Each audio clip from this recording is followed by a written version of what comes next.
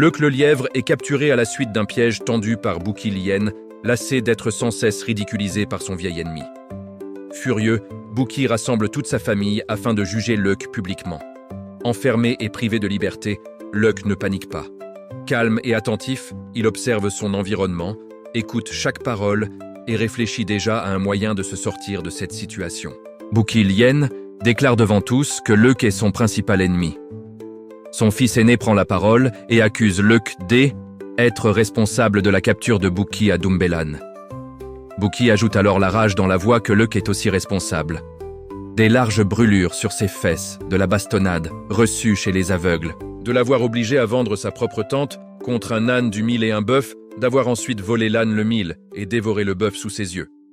Convaincu que Luc mérite le pire des châtiments, Bouki demande à chaque membre de sa famille de proposer une punition.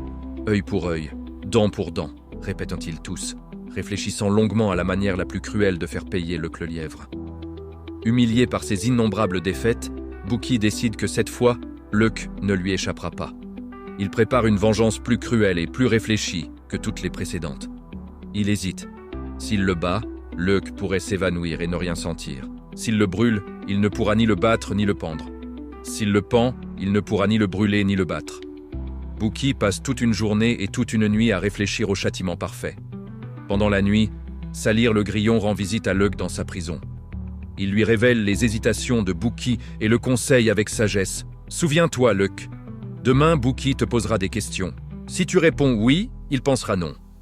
Et si tu réponds non, il pensera oui. » Le lendemain, Bouki interroge Luc. « Préfères-tu être battu ?»« Oui, répond Luc. »« Préfères-tu être pendu ?»« Oui, répond encore Luc. »« Préfères-tu être brûlé ?»« Oui, répond Luc sans hésiter. » Déconcerté, Bouki reçoit alors la visite de Salir le grillon qui lui confie « J'ai longuement parlé avec Luc le lièvre. Le seul châtiment qu'il redoute vraiment, c'est la rosée. » Convaincu, Bouki et son fils ligotent solidement Luc le lièvre et l'emmènent hors du village, en direction de la brousse. Le plan de Bouki est en marche. Luc est ligoté, prisonnier, et Bouki se croit enfin victorieux. Ils traversent la forêt et aperçoivent un feu de brousse. Les flammes dévorent l'herbe sèche et les arbustes, tandis qu'une épaisse fumée les enveloppe. Le fils aîné propose « Père, jetons-le dans le feu. » Luc s'écrie aussitôt « Oui, oui !»